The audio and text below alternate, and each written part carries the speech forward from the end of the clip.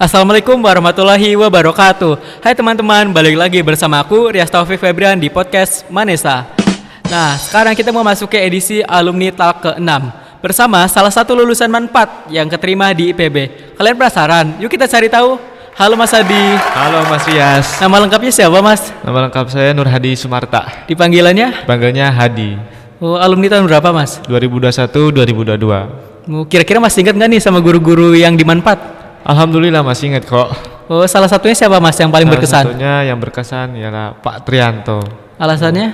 Alasannya beliau tuh suka ngasih motivasi kebaikan juga dalam mengajar waktu di kelas dan juga bisa jadi penyemangat juga buat saya berkuliah gitu. Seperti itu. Bagi saya juga beliau sangat bermotivasi Mas. Karena saya waktu belajar di sekolah kan itu ada murid yang bandel, nakal, sulit diatur. Tapi luar biasanya itu beliau sangat sabar. Nah di kondisi kelas Mas Hadi waktu itu gimana Mas?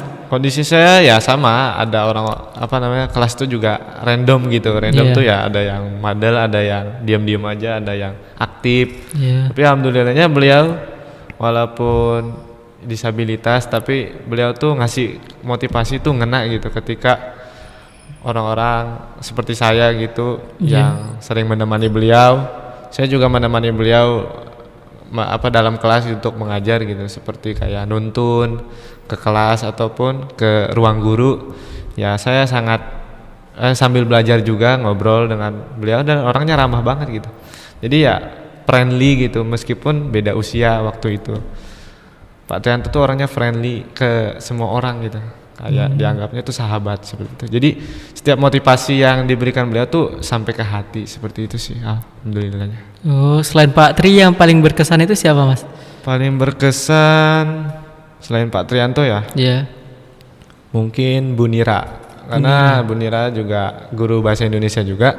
Beliau juga ngomongnya halus, sesuai halus, terus ketika ngajar juga tahu dengan sifat dari anak-anak gitu, misalnya anak-anak sedang apa, maksudnya sifat pas dalam kelas, misalnya kelemahan kita di bagian ini beliau nanti kasih tahu, dibetulkan gitu, maksudnya setiap kekurangan dari kita nanti beliau perbaiki gitu. Jadi ya sekalian belajar juga waktu mengajar bahasa Indonesia, seperti ya alhamdulillahnya banyak perbaikan lah. Selama di MAN4 itu Mas Hadi tinggal di mana ya Mas? Kalau MAN4 saya tinggal di yayasan sih, di asrama. Daerah mana? Kalau asrama awalnya tuh di Kaliurang, kemudian pindah ke daerah Gedong Kuning, Bantul. Ya cukup jauh sih. Cukup jauh. Ya, transportasinya menggunakan motor? Iya menggunakan motor. Dari pihak yayasan sudah kasih motor gitu buat ke sekolah. Alhamdulillahnya seperti itu. Nah, saya mau nanya Mas, Mas Hadi itu kan masuk ke IPB. Iya benar. Nah, IPB itu menurut saya sangat sulit loh Mas untuk masuk ke sana. Iya benar sih. Nah, proses Mas Hadi berjuang untuk bisa masuk di IPB itu bagaimana? Prosesnya itu ya cukup panjang sih. Awalnya kan saya ingin berkuliah di UGM. Sebenarnya mau masuk ke hutanan. Motivasi saya mau masuk ke hutanan tuh karena ngelihat hutan di Indonesia cukup langka gitu. Dan itu butuh yang namanya proses rehabilitasi. Ketika lihat prospek atau apa aja yang dipelajari ke hutan UGM itu cukup menarik gitu. Kayak pemeliharaan hutan, dan itu saya juga pengen. Kemudian gagal karena itu lewat jalur undangan. Kebetulan kan saya jalur eligible ya. Eligible tuh kayak undangan lah, SMPTN kan dulu sebutannya di tahun 2022. Nah itu gagal di UGM. Kemudian mau coba dari yayasan juga ngegerakin juga gitu. Coba mau masuk ke pendidikan, guru ya, karena ya pihak yayasan pun butuh guru gitu. Mau masuk ke pendidikan, waktu itu dia disuruh masuk pendidikan biologi sama pendidikan matematika gitu, seperti itu. Sebenarnya gagal juga. Itu di jalur jalur SNBT, jalur UTBK maksudnya. Nah, seperti itu. Kemudian coba lagi jalur mandiri. Seleksi mandirinya namanya singkatannya SMMPTN Barat. Jalur SMMPTN Barat itu kan singkatan juga dari seleksi mandiri perguruan tinggi negeri Barat. Barat itu terdiri dari PTN perguruan tinggi negeri yang dimulai dari daerah Jawa sampai ke daerah Sumatera. Ya, Lampung sekitarnya. Batasnya sampai di Lampung. Nah, kemudian para calon mahasiswa yang mau masuk PTN yang gagal tadi itu, yang gagal di jalur undangan atau jalur UTBK, mencoba lagi ke jalur yang ini, jalur SMPTN. Karena itu kan bersifat nasional ya. Itu diadakan oleh Kemendikbudristek waktu itu. Kemudian dari pihak yayasan saya menyuruh saya gitu, cobalah masuk jalur itu dia biayain. Kalau nggak salah bayarnya itu sekitar 200 ribuan lah. Itu kayaknya ujiannya itu di daerah UIN. Tahu UIN bukan UIN Sunan Kalijaga, UIN Syarif Hidayatullah. Nah, di Jakarta tuh. Nah, situ saya ujian kayak pakai komputer lah. Ada soal TPS, soal TKA, tahu kan ya? Tahu. Seperti itu. Nah, alhamdulillahnya itu pengumumannya itu kebetulan di bulan Juli pertengahan. Saya juga lupa tanggal berapanya. Dia dari pihak sana ngirim kayak email. Kemudian saya baca. Alhamdulillahnya saya keterima di IPB University di Bogor. S1 ya. Kemudian jurusan budidaya perairan. Tapi nama panjangnya itu Teknologi dan Manajemen Perikanan Budidaya. Kemudian seperti itu sih. Alhamdulillahnya saya senang karena itu hijau ya. Kalau hijau kan lolos, tulisan lolos. Kemudian nanti kedepannya ngurusin berkas seperti itu sih. Kemudian alhamdulillah di bulan Agustus tanggal 2 saya ke Bogor. Langsung. Luar biasa banget ya perjuangan dari Mas Hadi ini. Itu saya juga ongkos sendiri itu ke Bogor. Kemudian nginep di rumah temen. Kemudian saya juga punya kenalan juga di Bogor. Alhamdulillahnya diterima gitu untuk sementara aja. Seperti itu sih perjuangan saya. Luar biasa Mas, perjuangannya sangat memotivasi saya loh. Nah, Mas, saya kan penasaran, setiap orang kan nggak mungkin kan lolos begitu saja. Iya. Benar. Nah, Mas Hadi itu pernah nggak sih Mas gagal atau tidak keterima? Gagal ya itu di jalur-jalur yang tadi, 2 yang tadi. Jalur undangan sama jalur ujian tulis itu, ujian UTBK yang berbasis komputer. Sama kan diadain nasional juga, gagal. Kemudian mandiri karena kan bayar, kalau mandiri mah ya. Kalau UTBK kan gratis gitu seperti itu. Bedanya mandiri sama UTBK. Jadi ya alhamdulillahnya ya demi mau kuliah aja kita harus mengeluarkan uang juga ya. Seperti itu sih perjuangan untuk mengejar ilmu gitu. Ada rekomendasi nggak Mas kira-kira untuk anak-anak kelas 10 agar bisa diterima di universitas pilihannya? Rekomendasi paling ya dilihat dari minat dan bakat sih. Kalau misalnya bakatnya dia teralir, misalnya bakat di pendidikan atau mengajar, terbiasa kayak sama teman misalnya kayak ngajarin pelajaran misalnya. Ini begini caranya loh. Nah, itu kan salah satu bakat untuk mengajar ya anak-anak gitulah. Mungkin bisa jadi di UPI di Bandung ada. Kalau untuk pendidikan, minat di pendidikan guru atau pendidikan anak usia dini PAUD TK itu ada di UPI. Itu pusatnya itu di UPI, Universitas Pendidikan Indonesia. Di mana UPI itu banyak yang nyetak guru sih. UPI alhamdulillahnya. Kemudian kalau untuk kayak peneliti misalnya dia kayak lebih dekat dengan alam bisa ke IPB kok. IPB banyak fakultas mengenai alam. Contoh ya, ada di IPB fakultas kehutanan. Nah, itu kan berbau misalnya dia suka sama tumbuhan, di pertanian pun ada. Meskipun ya IPB kan salah satu yang terbaik pertaniannya gitu. Iya. Karena ya menurut Kemendikbudristek gitu, seperti itu. Nah, itu kan di IPB itu ada syarat-syaratnya Mas.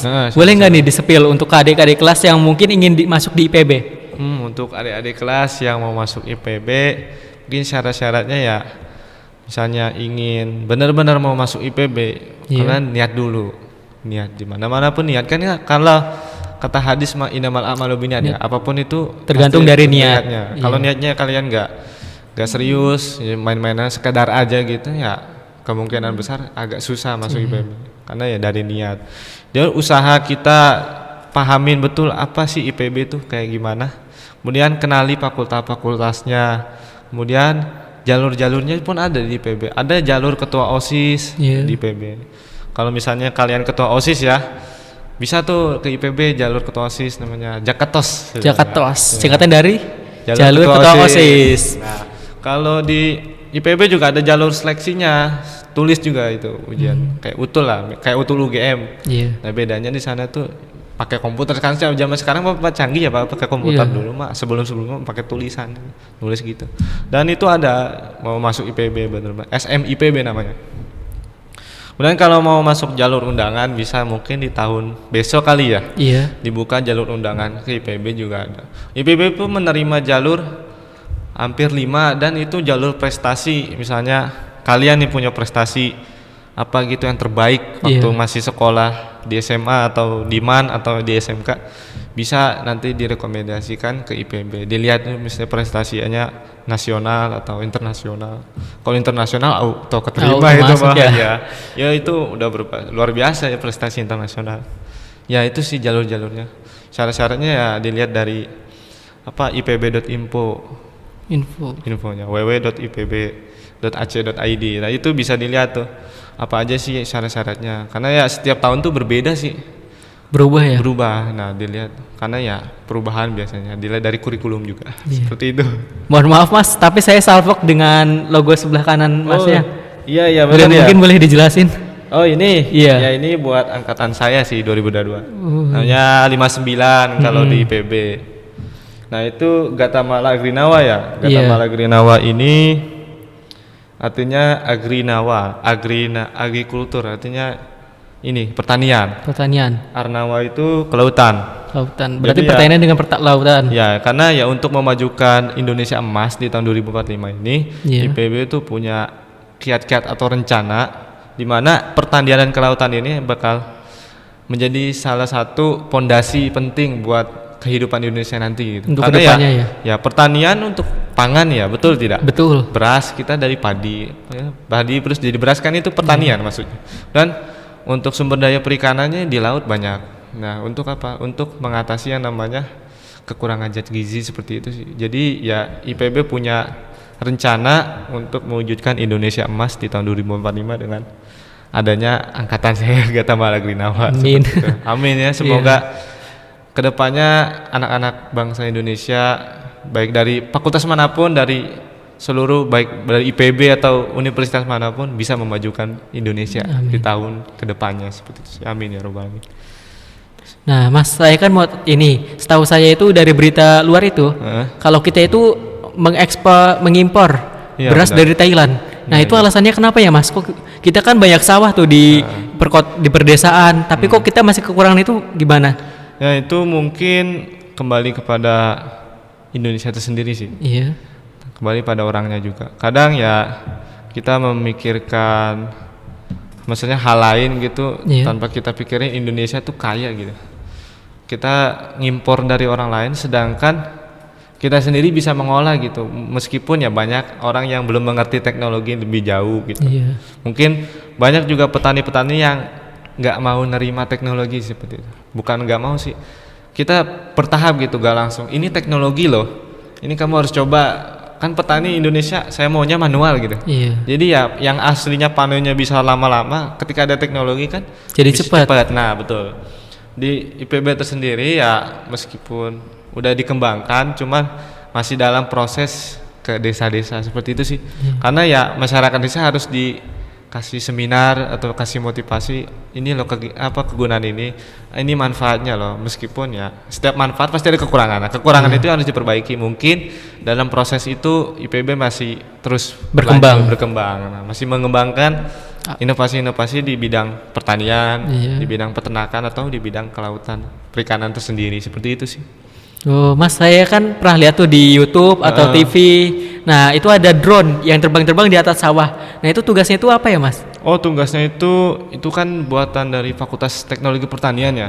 Di IPB sendiri. Nah itu tersendiri, itu tuh dosennya dibantu oleh mahasiswa juga sih.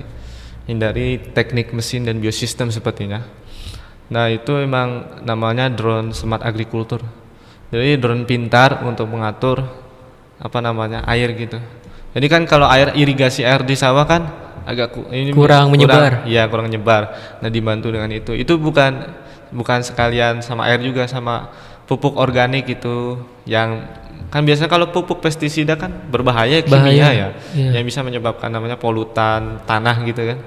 Nah setelah itu mungkin dari inovasi IPB itu sendiri yang kebetulan di Fakultas Teknologi Pertanian mungkin ingin menjaga gitu kualitas yang namanya padi di Indonesia tersendiri, karena IPB University itu ingin memajukan Indonesia gitu di bidang ketiga tadi, pertanian, peternakan, dan kelautan juga. Jadi 3 ranah yang ingin IPB kembangkan buat Indonesia juga, buat bermanfaat bagi Indonesia dan bagi masyarakatnya terkhususnya, seperti itu. Nah tuh buat kalian yang ingin masuk IPB nih udah dijelasin sama Mas Adi loh. Nah ada pertanyaan lagi Mas dari salah satu teman saya. Ya. Nah itu kan ada alat tuh bermacam-macam. Iya benar. Nah salah satu alat yang untuk mengendalikan air itu apa ya Mas namanya? Alat mengendalikan air itu pH. di bidang perikanan ya? Iya. Oh itu kontrol base pH water namanya. Jadi itu masih dikembangkan, meskipun inovasi dari mahasiswa banyak sih, ide-ide dari mahasiswa tuh banyak. Dan itu bisa dikembangkan di lomba, namanya lomba Pekan Kreativitas Mahasiswa, yang dimana itu banyak banget jenis-jenis, singkatannya PKM ya. Iya. Nah itu banyak banget riset-riset penelitian yang mahasiswa yang bisa bagi masyarakat pedesaan yang mungkin kekurangan di bidang teknologi ya, apapun kan pengetahuan juga. Maka dari itu mungkin kita lewat PKM bisa menyalurkan kebermanfaatan ide-ide para mahasiswa, terkhususnya IPB, untuk bermanfaat bagi masyarakat, seperti itu. Jadi ya kemarin yang kontrol base pH itu baru masih perkembangan sih. Iya. Mungkin nanti bisa dijadikan manfaat juga, maksudnya ketika jadi alatnya mungkin bisa dieksplor ke desa-desa yang kekurangan namanya pengetahuan dan teknologinya. Ya seperti itu sih. Nah tuh bagi kalian yang penasaran kenapa ikan-ikan di kolam kalian bisa mati, mungkin itu karena pH-nya yang rendah. Nah alat tersebut bisa pH-nya rendah, pH-nya tinggi. Nah pH-nya tinggi teman-teman. Nah alatnya itu bisa kalian menggunakan PMK, controller based pH water itu. Nah itu ya, pengatur pH air di kolam, seperti itu. Nah cara kinerjanya itu kayak gimana ya Mas? Tapi itu kan masih dalam perkembangan, mungkin saya sampaikan aja ya. Boleh di-spill kali ya? Ya boleh spill nih. Jadi ya cara kerjanya itu ketika kolam ini kelihatan dari ikan-ikannya yang mulai agak sakit. Ya kalau contoh ikan sakit tuh gimana sih coba? Nah, kalau saya jelasin, ikan sakit itu ketika dikasih pakan, kan kasih pakan ya. Kemudian dia tuh nggak mau ngerebut makanan itu, dan dia tuh maunya di pojokan terus kayak ngiter aja gitu, nggak mau makan. Nah itu contoh ikan sakit, dan itu butuh diteliti juga. Kenapa sakit? Apa emang pH-nya ketinggian? pH itu derajat keasaman airnya ini tinggi, atau emang lingkungan, atau mungkin salah makan atau gimana? Kan kita juga harus tahu gitu tentang ikan gitu. Karena ya ingin budidaya ikan itu gampang-gampang sulit. Alasannya kenapa, Bas? Karena ya gampangnya bisa kalau ketika udah jadi anakan bisa dikembangbiakan ya. Ada alatnya tersendiri. Nah, ketika udah agak gedean itu kadang penyakitnya itu dari lingkungan sih. Ya bisa bikin ikan tuh mati tiba-tiba, kan kita juga nggak tahu penyebabnya. Mungkin dari pH dan lingkungan. Saya masuk tadi ke kontrol based pH water itu.